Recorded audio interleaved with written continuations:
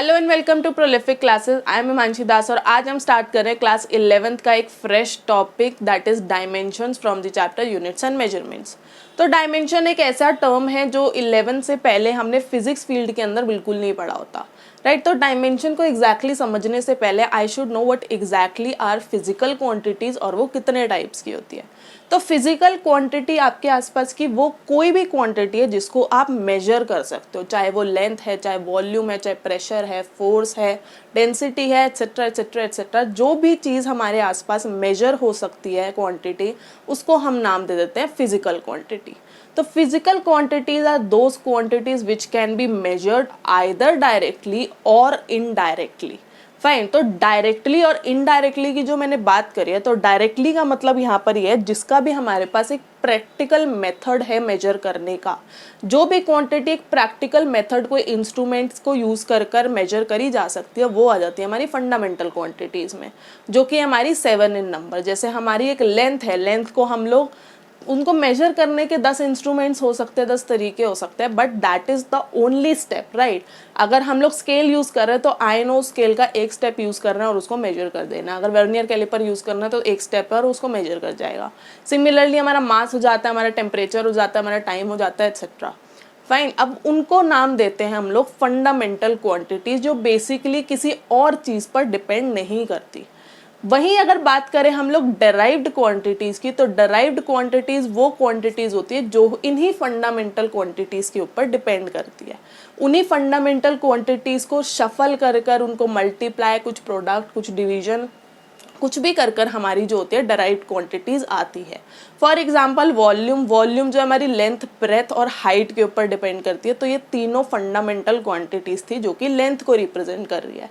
Density की बात करूँ, मास अपॉन वॉल्यूम, यहाँ पर मास भी है, वॉल्यूम भी है, राइट। तो यही चीज़ें होती है फंडामेंटल क्वांटिटीज और दोज क्वांटिटीज। बेसिकली टर्म बोलूँ तो जिसका भी हमारे पास कोई फॉर्मूला नहीं होता, सिर्फ एक मेथड होता है मेजर करने का। जैसे टाइम का मेरे पास कोई पर्टिकुलरली फॉर्मूला नहीं है, मास का मेरे पास कोई पर्टिकुलरली फॉर्मूला नहीं है, इंटेंसिटी का मेरे पास कोई पर्टिकुलर फॉर्मूला नहीं है, इसलिए हम उसको नाम दे देते हैं फंडामेंटल क्वांटिटीज। और डेराइव्ड क्वांटिटीज वो क्वांटिटीज हो जाती है जिसका मेरे पास कोई एक फॉर्मूला है।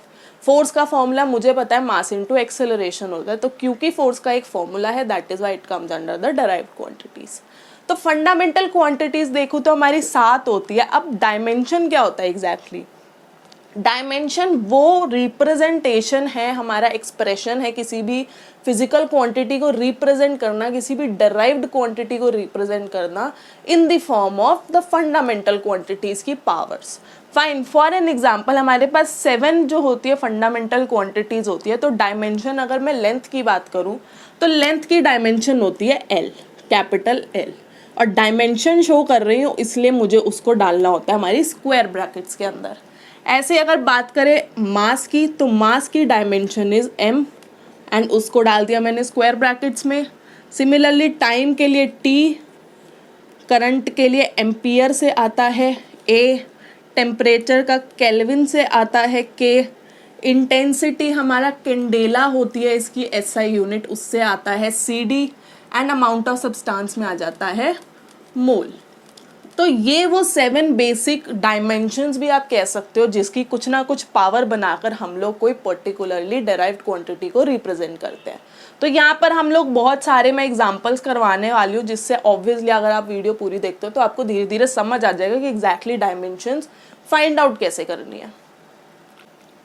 तो सीखते एग्जैक्टली डायमेंशन निकालते कैसे हैं। इनिशियली मैं सबसे बेसिक और easiest of the derived quantities का ऑप्शन ले रही हूँ। तो first example is area, right. Area की डायमेंशन अगर मुझे निकालनी है तो आई शुड एग्जैक्टली नो कि एरिया का फॉर्मूला क्या होता है। जो कि मुझे पता है वो होता है लेंथ इनटू ब्रेथ।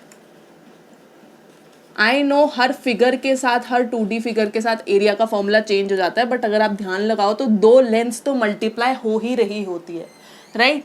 तो अगर मैं लेंथ और ब्रेथ के डायमेंशन की बात करूँ तो मुझे पता है, मैंने पढ़ा था कि लेंथ की डायमेंशन होती है कैपिटल L और ब्रेथ भी जो है वो एक तरह का लेंथ ही है, तो उसकी डायमेंशन भी हो जाएगी कैपिटल L, राइट। अब मुझे देखना है एग्जैक्टली कि हमारी एरिया की डायमेंशन क्या बनती है। तो यहाँ पर L की पावर 1 है, यहाँ पर भी L की पावर 1 है, वो मल्टीप्लाई हो रहा है, तो लॉज ऑफ एक्सपोनेंट से ये बन जाता है हमारा एल की पावर 2। तो अगर मैंने इसको स्टैंडर्ड फॉर्म में लिखना चाहूँ तो हमेशा 3 क्वांटिटीज़ 3 डायमेंशंस को हम लोग स्टैंडर्ड फॉर्म के अंदर रिप्रेजेंट करते हैं, that is M L T और उनकी पावर्स। तो अगर यहाँ देखूँ तो m की पावर है 0, l की पावर है 2 एंड t की पावर है 0। फाइन, तो ये है हमारा एरिया का डायमेंशन। जैसे ही हम लोग एक क्वांटिटी की डायमेंशन कंप्लीटली स्टैंडर्ड फॉर्म के अंदर लिख देते हैं तो उस डायमेंशन, उस एक्सप्रेशन को हम नाम दे देते हैं उसका डायमेंशनल फॉर्मूला। और जैसे ही मैं क्वांटिटी के साथ उसको इक्वेट कर दूं तो ये बन जाती है हमारी डायमेंशनल इक्वेशन। फाइन, वहीं दूसरा एग्जाम्पल लेते हैं वॉल्यूम का। अब वॉल्यूम मुझे पता है length into breadth into height होती है। अगेन मैं कुछ पर्टिकुलरली फिगर्स पर नहीं जा रही हूँ, बट वहाँ पर 3 लेंथ्स जो होते हैं वो मल्टीप्लाई होती ही होती है। तो लेंथ का डायमेंशन हमने पढ़ा है कैपिटल एल, ब्रेथ भी जो है मेरी कैपिटल एल ही होगी क्योंकि एक तरह की लेंथ है, एंड सिमिलरली हाइट भी एक तरह की लेंथ है तो वो भी हो जाती है कैपिटल एल। तो यहाँ से मेरी वॉल्यूम की डायमेंशन बनती है एल की पावर 3। फाइन, और उसको अगर मैं स्टैंडर्ड फॉर्म में लिखूं तो I will write m0 l cube t0। Fine, I guess बहुत इजी था। नेक्स्ट देखते हैं डेंसिटी। तो डेंसिटी का फॉर्मूला हमने पढ़ा था मास अपॉन वॉल्यूम।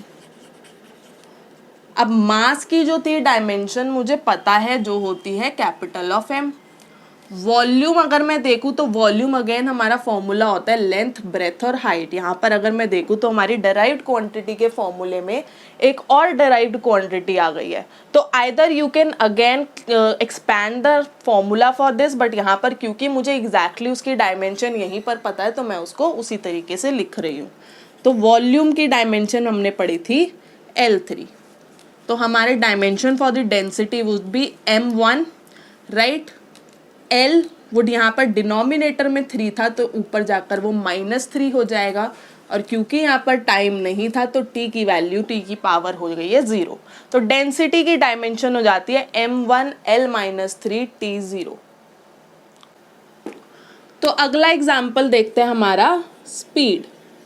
तो अगर मुझे डिराइव्ड क्वांटिटी का फॉर्मूला पता है तो मुझे पता है कि उसको डायमेंशंस के अंदर कैसे कन्वर्ट करना है। तो स्पीड की बात करूँ तो हमारा फॉर्मूला था distance upon time. Am I right? Distance is a kind of length, तो उसका जो हमारा डायमेंशन बन जाती है वो होती है कैपिटल एल। ऐसी अगर टाइम की बात करूँ तो हमने पढ़ी थी वो कैपिटल टी। तो स्पीड का डायमेंशन क्या बन जाएगा, यहाँ पर मास नहीं था तो 0, L की पावर 1 वो आप लिखो ना लिखो एक ही बात है, और T क्योंकि डिनोमिनेटर में था तो उसकी पावर हो गई है -1। फाइन, वही अगर देखो आप स्पीड जो होता है डिस्टेंस अपॉन टाइम होता है, और ऐसे ही वेलोसिटी जो होती है वो डिस्प्लेसमेंट अपॉन टाइम होती है, बट डायमेंशन जो होगी वो सेम होगी। तो स्पीड और वेलोसिटी की dimension would B m0 L1 T -1। अगला देखते हैं हमारा एक्सेलरेशन।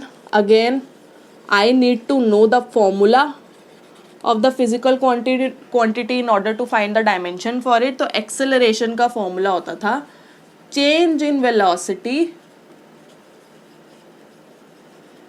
Upon time. अब मुझे यहाँ पर क्वांटिटी से मतलब नहीं है, यहाँ पर अगर मैं देखूँ तो एग्जैक्टली दोबारा मेरी डेराइव्ड क्वांटिटी के फॉर्मूले के अंदर एक और डेराइव्ड क्वांटिटी आ गई है। तो आपकी चॉइस है, आप इसको दोबारा खोल के डिस्प्लेसमेंट अपॉन टाइम करना चाहते हो, या फिर अगर आप डायरेक्टली अगर अपनी डायमेंशन जो है वो पुट करना चाहते हो। फाइन, तो चेंज इन वेलोसिटी, अगर डायमेंशन की बात करूँ, अगर वेलोसिटी से वेलोसिटी माइनस भी करते हैं हम लोग तो हमारे पास क्वांटिटी जो बचती है वो वेलोसिटी ही होती है। दैट मीन्स अगर चेंज भी आ रहा है तो भी हमारी डायमेंशन और वेलोसिटी के अंदर कोई डिफरेंस नहीं आएगा। तो यहाँ पर मैंने ऑलरेडी निकाली थी हमारी वेलोसिटी की dimension, that was L1 and T-1। Am I right? और डिनोमिनेटर में वन मोर टाइम। तो एक्सेलरेशन की अगर मैं डायमेंशन की बात करूँ तो स्क्वायर ब्रैकेट्स मैंने लगा दिए। यहाँ पर मास पर हमारी एक्सेलरेशन डिपेंड नहीं करती है, तो m0 L जो था मेरे पास 1 ही था, और T यहाँ पे बात करूँ तो एक -1 ये रहा और एक -1 ये रहा, तो इट बिकम्स -2। फाइन, यहाँ पर अगर आप देखो डायमेंशन देखकर आप यूनिट भी निकाल सकते हो क्वांटिटीज़ की। यहाँ पर लेंथ है तो SI यूनिट हो गई मीटर। T-2, T क्या है हमारा टाइम है, उसकी SI यूनिट वॉज सेकेंड, और पावर एग्जैक्टली वही आ गई। तो एग्जैक्टली अगर आप ध्यान से देखो तो वही काम हो रहा है कि हमने डराइव्ड क्वांटिटी को फिजिकल फंडामेंटल क्वांटिटीज़ की पावर्स के फॉर्म के अंदर जो है वो रिप्रेजेंट कर दिया, उसी का नाम होता है हमारा डायमेंशंस का। अगला एग्जाम्पल देखते हैं हम ना, मोमेंटम। मोमेंटम का फॉर्मूला हमें पता है, मास इनटू वेलोसिटी होता था, एम आई राइट। मास की dimension was capital M, velocity की डायमेंशन हमने पढ़ी थी L1 T-1। तो मोमेंटम की कंप्लीट डायमेंशंस क्या हो जाएगी, M1, मैं आपकी बार M की पावर 1 लिख नहीं रही हूँ, LB1, और T जो है वो -1 बन गई। तो मोमेंटम की डायमेंशंस हो गई है MLT-1। तो यहाँ पर आप जैसे जैसे जितनी ज़्यादा प्रैक्टिस करते चले जाओगे, अगर आपको जो क्वांटिटी है उसका फॉर्मूला पता है, तो जितनी आप प्रैक्टिस करोगे एक टाइम के बाद आपको देखते ही पता चल जाएगा कि हमारी जो डायमेंशन एटलीस्ट बेसिक क्वांटिटीज़ को लेकर, स्टार्टिंग में तो आपको डायमेंशंस देखकर ही पता चल जाएगी। फाइन, तो आगे और कुछ एग्जाम्पल्स देखते हैं। तो अगला एग्जाम्पल देखते हैं हम अपना, दैट इज फोर्स। फोर्स का फॉर्मूला होता था मास इनटू एक्सेलरेशन, राइट। मास के डायमेंशन की बात करें तो that was capital M। Acceleration अगर आप यहाँ पर फॉर सपोज अगर आपको याद नहीं है एग्जैक्टली कि एक्सेलरेशन की डायमेंशन क्या है, तो आप यहाँ पर उसका अगेन फॉर्मूला खोल सकते हो, change in velocity upon time, that is completely according to your convenience. But please अगर आप थोड़ा सा भी डाउटफुल हो कि एग्जैक्टली इसकी डायमेंशन होगी क्या, तो आई वुड सजेस्ट चाहे रफ में ही सही बट उसको निकाल जरूर लेना, क्योंकि क्वेश्चंस ऑब्वियसली मार्क्स कटते हैं इस चीज़ में। तो एक्सेलरेशन का फॉर्मूला अगर आप डायमेंशन अगर आपको याद हो तो it was length and T-2। तो फोर्स का बन जाता है ML T-2 is the dimension. Fine, next देखते हैं हम अपना वर्क। वर्क होता था फोर्स इनटू डिस्प्लेसमेंट। फाइन, अब डायमेंशन की बात करें तो फोर्स की डायमेंशन मैंने ऊपर ही जस्ट निकाल लिया, दैट वाज MLT-2, और डायमेंशन जो था एक तरह की, डिस्प्लेसमेंट जो है वो एक तरह की लेंथ है। तो यहीं से अगर मैं वर्क का फॉर्मूला डायमेंशन निकालना चाहूँ तो वो क्या बनेगा, स्क्वायर ब्रैकेट M की पावर 1, L यहाँ से 2 बन चुका है और T यहाँ पर -2 हो गया। तो वर्क की डायमेंशन क्या हो गई है, ML2T-2। Next example is energy, right. Energy और कुछ नहीं होती है, energy is just the amount of work. Fine, तो अमाउंट ऑफ वर्क का मतलब है चाहे जितना भी ज़्यादा वर्क हो तो उसकी डायमेंशन जो होगी वो वर्क वाली ही होगी। तो एक्चुअली में एनर्जी की dimension is exactly same as the work की dimension. Fine, that is ML2T-2। Next come power. Power का फॉर्मूला होता था वर्क डन अपॉन टाइम। तो वर्क का अगर हम डायमेंशन की बात करूँ तो वर्क तो मैंने अभी ही निकाला है ML2T-2, और नीचे टाइम की डायमेंशन हो जाएगी कैपिटल T। तो पावर की डायमेंशन अगर मैं निकालना चाहती हूँ तो M की power would be 1, L would be 2, and T यहाँ से एक और -1 ऊपर आ चुका है तो इट वुड बिकम -3। तो पावर की डायमेंशन हो गई है ML2T-3। तो नेक्स्ट एग्जाम्पल देखते हैं अपना प्रेशर का। तो प्रेशर का फॉर्मूला होता है force upon area, right. Force की अगर आपको डायमेंशन याद हो, मैं डायरेक्टली पुट कर रही हूँ, it was MLT-2, and area मुझे पता है वो दो लेंथ का प्रोडक्ट होता है तो वो बन जाता है L2। तो अगर मुझे प्रेशर का डायमेंशन निकालना है तो it would be M, L यहाँ पर 1 है 1 minus two is -1 and t minus two exactly. तो प्रेशर का हमारा डायमेंशन बन चुका है ml -1 t माइनस टू। अगला देखते हैं हम लोग टॉर्क। टॉर्क एक्चुअली में होता है force into perpendicular distance. Fine. तो फोर्स का फॉर्मूला अगेन डायमेंशन मुझे पता है, that is mlt minus two into perpendicular distance हो चाहे टेंजेंशियल डिस्टेंस हो, distance is always a distance, तो उसकी डायमेंशन बन चुकी है l। फाइन। तो टॉर्क की डायमेंशन अगर मुझे निकालनी है, it would become m l2 and t minus two.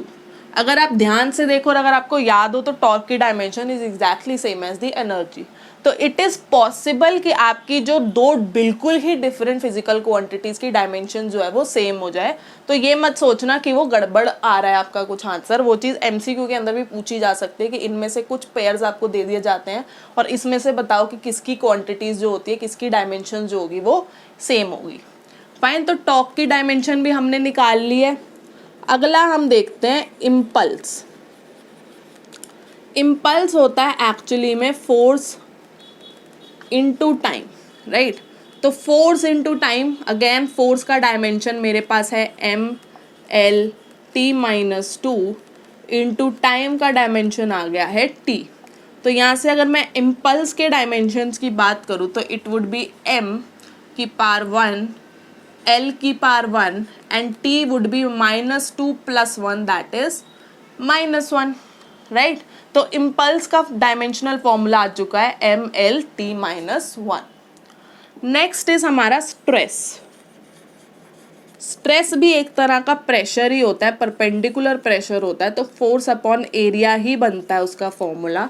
तो मैं इसको दोबारा से फाइंड आउट नहीं कर दिखा रही हूँ क्योंकि वो एग्जैक्टली प्रेशर ही बनता है, that is ml minus 1 t minus of 2। Fine. Next हमारा एग्जाम्पल आ जाता है स्ट्रेन का। स्ट्रेन का फॉर्मूला होता है change in dimension upon original dimension.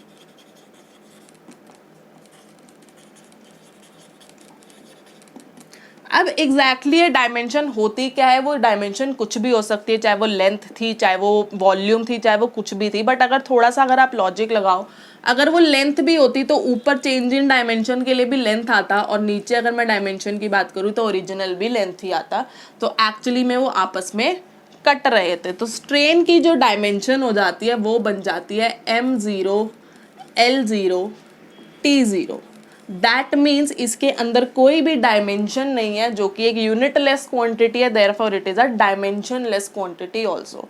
तो जिस भी यूनिट की, जिस भी क्वांटिटी की जो डायमेंशंस होती है वो हमें जीरो मिलती है, उनको हम नाम दे देते हैं डायमेंशनलेस क्वांटिटीज। यहाँ पर अगर मैं देखूँ तो आई गेस प्रेशर के अलावा आपके पास टॉर्क, इम्पल्स, स्ट्रेस और स्ट्रेन जो थे वो बहुत ही न्यू टर्म्स थी। तो आई नो इस चैप्टर के अंदर ये प्रॉब्लम बहुत ज़्यादा आने वाली है कि इसके अंदर बहुत सारी ऐसी टर्म्स आपको फिजिकल क्वांटिटीज़ के नाम सुनने मिलेंगे जो अभी तक आपने नहीं सुने थे।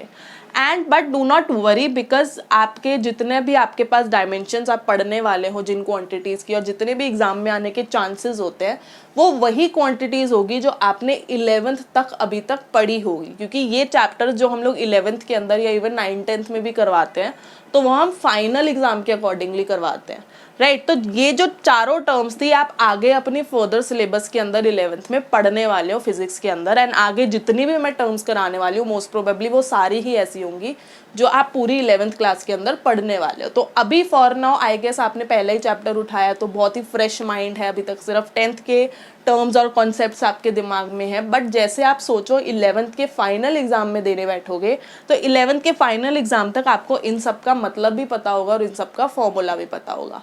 अब मैं चाहती तो मैं एग्जैक्टली आपको यहाँ पर रफली या बहुत ब्रीफ के अंदर बता सकती थी कि टॉर्क क्या होता है, इम्पल्स क्या होता है, स्ट्रेस क्या होता है, स्ट्रेन क्या होता है, बट फिर मुझे हर क्वांटिटी को समझाना पड़ता पड़ता और वो चीज़ पॉसिबल नहीं होती है एक वीडियो के अंदर। तो इसीलिए आई वुड से कि आप पेशेंस रखो, राइट, और जितनी प्रैक्टिस हो सकती है। यहाँ पर ये छोटे छोटे फॉर्मूले, आपको चाहे इनका मतलब ना भी पता हो, अगर आप इनको प्रैक्टिस करते रहते हो तो ये आपके दिमाग में वैसे भी बैठ जाता है कि हाँ मैंने इसका कुछ ऐसा फॉर्मूला पढ़ा था। तो वो चीज़ ऑब्वियसली आपको आगे हेल्प करने ही वाली है। तो इस चीज़ को बिल्कुल स्ट्रेस मत लेना कि ये टर्म्स तो मैंने पढ़ी नहीं है, मैं इनका फॉर्मूला कैसे याद करूँ। तो by the end of the year आपको ये फॉर्मूलेज याद हो जाएंगे, फाइन। और मैं बहुत ही कॉमन राइट जितनी भी फिजिकल क्वांटिटीज है उन सबका एग्जाम्पल आपको सारे डायमेंशन उनके फॉर्मूले करवाने वाली हूँ, जो भी मैक्सिमम चांसेस होते हैं आपके एग्जाम के अंदर आने के। तो वीडियो को आई गेस पूरी ही देखना, और आई वुड सजेस्ट कि एक रजिस्टर बना लो जिसके अंदर आप ये सब लिख रहे हो फॉर योर फर्स्ट चैप्टर, क्योंकि ये चीज़ आपको बारी बारी पढ़ोगे। अभी एकदम स्टार्टिंग में अगर इस चैप्टर का एग्जाम देना तो उसके अंदर आपको हेल्पफुल ज़रूर रहेगा वो रजिस्टर। थोड़ी नई सी टर्म पढ़ते हैं, that is coefficient of viscosity. क्या होती है, अगेन हैव पेशेंस, आप 11th में ज़रूर पढ़ोगे। पर इसका फॉर्मूला होता है force into distance upon area into velocity. तो डायमेंशंस निकालना बहुत आसान है अगर आपको फॉर्मूला पता है। अगेन फोर्स का डायमेंशन होती है MLT-2, डिस्टेंस होती है लेंथ, एरिया होता है L का स्क्वायर, और वेलोसिटी होती है LT-1। जल्दी जल्दी आपको याद हो जाएंगे, नहीं याद है तो take your time, do not worry, ठीक है। डायमेंशंस की बात करते हैं, इसको फाइंड आउट करने की कोशिश करते हैं। तो यहाँ से अगर आप देखो ये L और L जो था वो प्लस होकर इनकी पार बन जाएगी 2, और नीचे भी एक L² प्रेजेंट है। तो मास अगर मैं देखूँ तो मास हमारा सिर्फ पावर 1 के साथ है, राइट। L यहाँ पर एक बचा है, बच्चे इसको भूल जाते हैं, तो L वुड बी -1। T को अगेन देखो यहाँ पे -2 है, ये ऊपर जाके +1 हो जाएगा, तो T would be -2 + 1, that is -1। तो कोफिशिएंट ऑफ विस्कोसिटी बन चुकी है ML-1 T-1। सिमिलरली अगर हम देखें कोफिशिएंट ऑफ इलास्टिसिटी, तो कोफिशिएंट ऑफ इलास्टिसिटी होती है, उसका फॉर्मूला होता है स्ट्रेस अपॉन स्ट्रेन। तो अगर मुझे डायमेंशन अगर आपको याद हो तो stress was actually the pressure, that is force upon area. तो मैं निकाल कर आपको दिखा देती हूँ, यहाँ पर आ रहा है हमारा force upon area, right. Strain की बात करूँ तो डिनोमिनेटर में, तो ये हो जाएगा change in dimension upon original dimension. तो ये तो अगर आपको याद हो तो हमारा डायमेंशन लेस क्वांटिटी थी, तो force would MLT-2, area was L का स्क्वायर, ओरिजिनल डायमेंशन और इसका जो अपना बनता है that was M0 L0 T0। तो कोफिशिएंट ऑफ इलास्टिसिटी अगर हम देखें उसका डायमेंशन क्या बनता है, L यहाँ पर 1 है, 1 - 2 that is of -1 and T-2। तो एक्चुअली में coefficient of velocity is again the stress वाली डायमेंशन, क्योंकि नीचे जो थी उसकी डिपेंड कर रही थी वो स्ट्रेन पर, जो कि एक्चुअली में एक डायमेंशनलेस क्वांटिटी है, फाइन। तो अगला एग्जाम्पल देखते हैं अपना सरफेस टेंशन। तो सरफेस टेंशन का फॉर्मूला होता है फोर्स अपॉन लेंथ। तो डायमेंशन बात करें, फोर्स वाज MLT-2 और लेंथ होती है हमारी एक कैपिटल L। तो यहाँ पर अगर मैं देखूँ तो L से L मेरा कैंसिल हो चुका है, तो सरफेस टेंशन की जो डायमेंशन बन रही है that is M1 L0 T-2, fine. Next देखते हैं हमारा ग्रेविटेशनल कांस्टेंट, जो कि बहुत फेवरेट होता है टीचर्स का, right. Gravitational constant was named as capital G। अगर आपको याद हो तो एक फॉर्मूला होता था फोर्स का G × M1 × M2 upon R², right. तो वहीं से अगर मैं G का फॉर्मूला निकालूँ तो वो बनता है फोर्स इंटू रेडियस का square upon mass into mass. Fine, तो डायमेंशन अगेन मुझे फॉर्मूला पता चल चुका है, तो डायमेंशन हम देखते हैं। फोर्स की डायमेंशन वाज mlt-2। अगर आप ध्यान दो तो अभी तक इतना फोर्स यूज हो चुका है तो शायद आपको याद भी हो जाए कि फोर्स की डायमेंशन एग्जैक्टली होती क्या है। Radius is a kind of length, तो ये बन जाता है l का स्क्वायर। नीचे मास इंटू मास हो जाएगा m इंटू एम, राइट। तो अगेन एक m से एक m कैंसिल हो चुका और यहाँ पर देखूँ तो ये बन रहा है m-1। देखे तो l और ये बन जाएगा l का क्यूब, तो L3 और T-2। तो ग्रेविटेशनल कांस्टेंट की डायमेंशन हमारे पास आ गई है, that is m-1 L3 T-2। तो अगला एग्जाम्पल देखते हैं, दैट इज एंगल। एंगल का फॉर्मूला हमने क्लास 10th में पढ़ा था, arc upon radius, right. Arc is itself a kind of length and again radius भी जो होता है वो लेंथ ही होता है। तो एंगल के जो हमारे डायमेंशंस बनते हैं that is m0, L0 and T0, that means angle is itself a dimensionless quantity, right.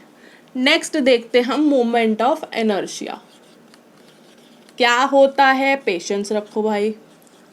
Moment of inertia का फॉर्मूला होता है मास इनटू डिस्टेंस का स्क्वायर। डायमेंशन की बात करें, मास हो गया है m, डिस्टेंस का स्क्वायर हो गया है l स्क्वायर। तो मोमेंट ऑफ इनर्शिया की dimension would be m1, L2 and T0, right. तीसरी चीज देखते हैं हम अपनी T ratios. T ratios are the trigonometric ratio हमारे साइन थीटा कॉस थीटा। तो अगर आपको याद हो, sine theta was perpendicular upon hypotenuse, cos theta was base upon hypotenuse. तो जो भी हो, कोई भी हमारी डायमेंशन हो, टी रेशियो हो, वो एक्चुअली में होती थी सम लेंथ अपॉन दूसरी लेंथ, राइट। तो डायमेंशन की बात करें तो एल अपॉन एल हो जाता है। फाइन, अगेन टी रेशियोज जो होते हैं हमारे m0, L0 एंड T0 की डायमेंशन जो है वो शो करते हैं, दैट मीन्स टी रेशियोज जो हमारे ट्रिग्नोमेट्रिक रेशियो होते हैं वो सारे जो है वो डायमेंशनलेस क्वांटिटीज है। नेक्स्ट देखते हैं radius of gyration. Radius of gyration, radius है किसी भी चीज का हो, चाहे गायरेशन हो चाहे कुछ हो, तो वो एक तरह का डिस्टेंस ही तो हुआ, राइट, क्योंकि है तो वो रेडियस ही, राइट। तो डायमेंशन की बात करें तो it would become m0, L1 and T0, क्योंकि वो एक डिस्टेंस था। तो नेक्स्ट एग्जांपल हम अपना देखते हैं, दैट इज फ्रीक्वेंसी। तो फ्रीक्वेंसी का फॉर्मूला हमने पढ़ा था 1 अपॉन टाइम पीरियड। तो time period it's itself a kind of time. तो फ्रीक्वेंसी की यूनिट्स क्या बन जाएगी, डायमेंशंस क्या बन जाएगी, m0, L0 and T-1, right. Next come Planck's constant, जिसको हम स्मॉल h से बहुत फेमिलियर होते हैं। तो प्लैंक्स कांस्टेंट का फॉर्मूला होता है एनर्जी अपॉन फ्रीक्वेंसी। तो एनर्जी अगर आपको याद हो तो इट वाज mL2 T-2 और फ्रीक्वेंसी हमने अभी पढ़ा है दैट इज T-1।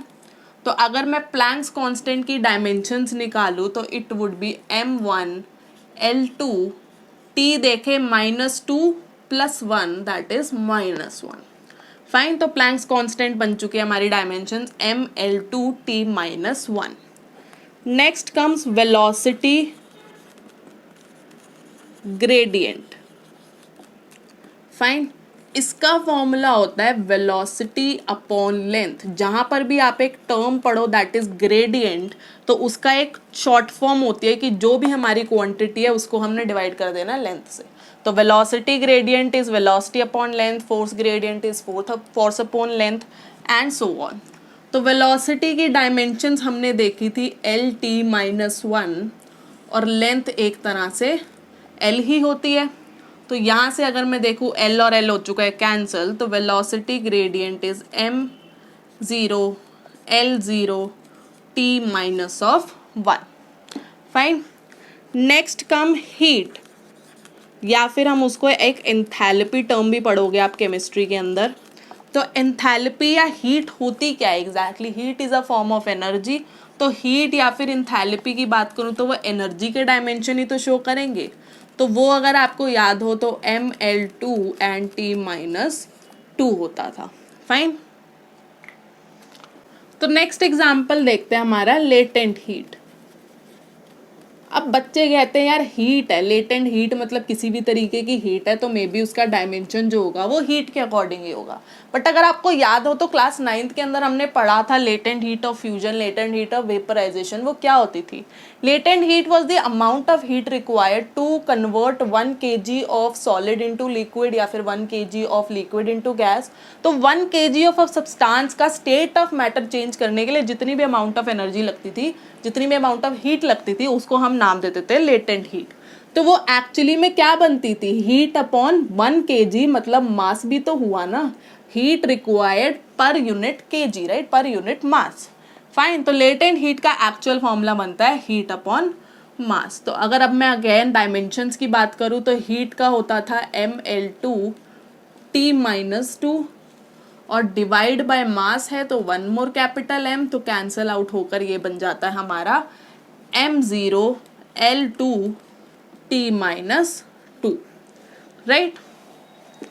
अब देखते हैं, अभी तक मैंने सिर्फ M, L और T के अंदर ही जो सारी हमारी क्वांटिटीज जो होती है वो रिवॉल्व हो रही है, तो वही देखते हैं, देखिए अभी तक। तो अब देखते हैं कुछ ऐसी टर्म्स जो कि टेम्परेचर पर भी डिपेंड करती है।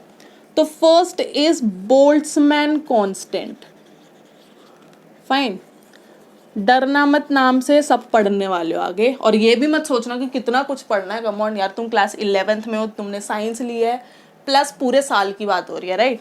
तो थोड़ा मैटर तो बढ़ेगा ही बढ़ेगा। तो बोल्ट्जमैन कांस्टेंट का एक्चुअल फॉर्मूला होता है एनर्जी अपॉन टेम्परेचर, राइट।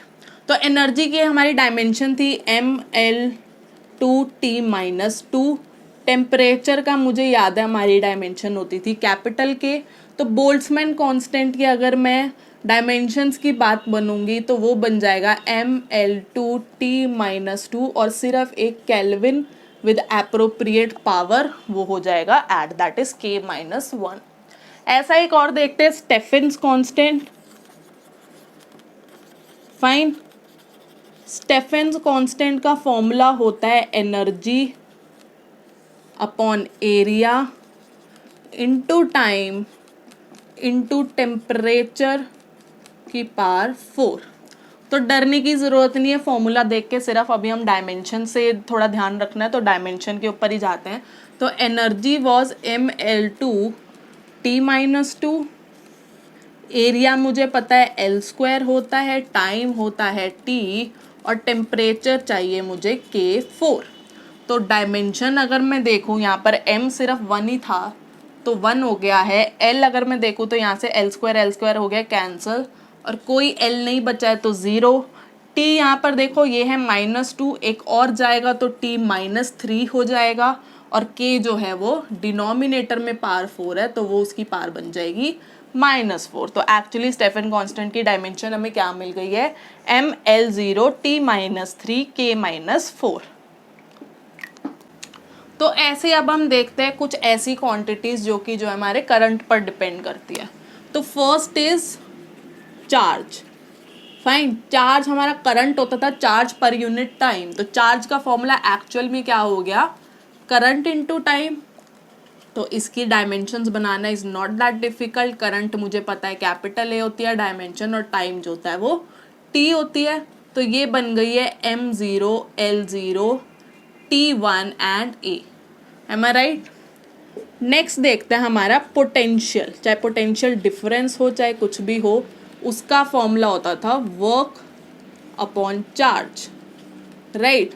तो वर्क हमारा होती है kind of energy, that is Ml2T-2 और चार्ज का मैंने अभी ही निकाला है, दैट इज T और A। तो पोटेंशियल की डायमेंशंस क्या बन जाती है हमारी? ML² T-3 A-1, right. Next is resistance. Resistance अगर आपको याद हो तो वो ओम्स लॉ से होता था हमारा potential upon current, M I right. तो पोटेंशियल की डायमेंशंस तो मैंने जस्ट अभी निकाली थी, दैट इज mL2t-3a-1 अपॉन में एक और करंट आ गया है तो दैट इज 1 more a। तो हमारी रेजिस्टेंस की डायमेंशन क्या बन गई है, mL2t-3a-2, राइट।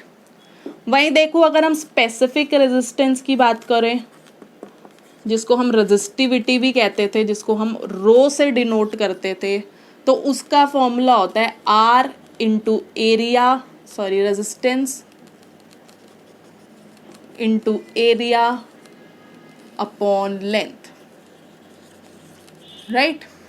तो यहाँ से अगर मैं रॉ की डायमेंशंस निकालना चाहूँ तो रेजिस्टेंस तो मैंने अभी ऊपर निकाला ही है, that is mL2t-3a-2 into area होता है हमारा L² और लेंथ होती है हमारी L।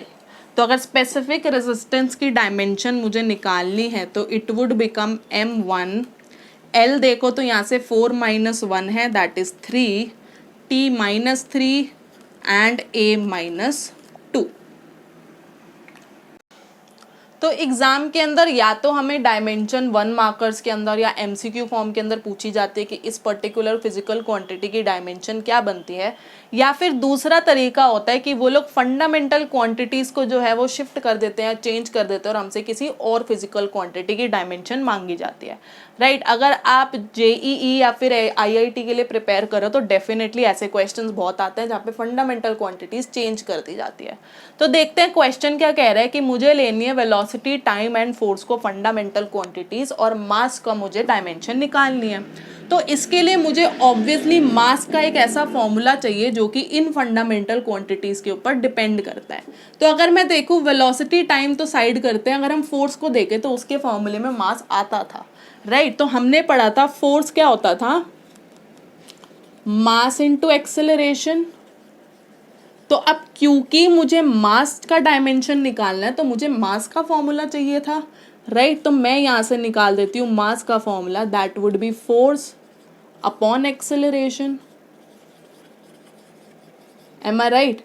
इसको मैं और क्योंकि यहाँ पर डराइव्ड क्वांटिटीज है दोनों, राइट। फोर्स मुझे एक फंडामेंटल क्वांटिटी तो गिवन है, एक्सेलरेशन मुझे फंडामेंटल क्वांटिटी नहीं गिवन है, तो देयरफॉर फॉर दिस क्वेश्चन सिर्फ मेरी एक्सेलरेशन जो थी यहाँ पर डराइव्ड क्वांटिटी है। तो फोर्स तो एज इट इज लिख देते हैं क्योंकि मुझे फंडामेंटल गिवन थी, एक्सेलरेशन को हम फंडामेंटल में तोड़ देते हैं जो कि मैं शॉर्ट में लिख रही हूँ, that is velocity upon time. तो अगर मैं देखूँ तो वेलोसिटी, टाइम और फोर्स यही तीनों तो हमें फंडामेंटल क्वांटिटीज गिवन है। तो मास की हमारी डायमेंशन इस क्वेश्चन से क्या बनती है, that is F, T and V-1। तो ऐसे बहुत क्वेश्चंस बनते हैं जहाँ पर आपकी क्वांटिटीज जो होती है चेंज कर दी जाती है, बस आपको जो है उनके बीच का एक रिलेशन निकालना है एंड फर्दरली वही काम है जैसा हमने सारी की सारी फिजिकल क्वांटिटीज की डायमेंशंस निकाली थी। तो यहाँ से आपको पता चल चुका है अगर हमें एक क्वांटिटी का फॉर्मूला पता है तो हम लोग एग्जैक्टली बहुत ईजिली उसके डायमेंशंस निकाल सकते हैं। मुझे बस ये देखना है कि मेरी जो भी डराइव्ड क्वांटिटी थी वो फंडामेंटल क्वांटिटीज पर कैसे डिपेंड कर रही है और कितनी पावर पे डिपेंड कर रही है, और वो मुझे हेल्प करेगा मेरी डायमेंशन निकालने में। तो जितना हो सके उतना ज़्यादा प्रैक्टिस करो, जितनी क्वांटिटीज़ हो सके जितनी ज़्यादा उतनी ज़्यादा आप डराइव करने की कोशिश करो उनकी डायमेंशंस जो है, क्योंकि ऑब्वियसली मैं यहाँ पर सब कुछ तो नहीं कवर कर पाई हूँ, तो वो काम मैं आप पे छोड़ रही हूँ। आप जितना ज़्यादा हो सके उतनी डायमेंशंस, इतनी क्वांटिटीज़ को स्टडी करो, आपको सिर्फ उसका एक फॉर्मूला चाहिए। तो यहाँ पर आज की वीडियो मैं एंड करती हूँ। अगर आपको वीडियो पसंद आई है तो लाइक ज़रूर करना, उस पर कमेंट ज़रूर करना अगर आपको कुछ डाउट्स है या फिर आप मुझे कोई फर्दर वीडियोस के लिए सजेशन देना चाहते हो, और जितना हो सके प्लीज़ अपने फ्रेंड्स के अंदर इसको शेयर करो, और सब्सक्राइब तो प्लीज़ कर देना और बेल आइकन को भी हिट कर देना। Till then bye.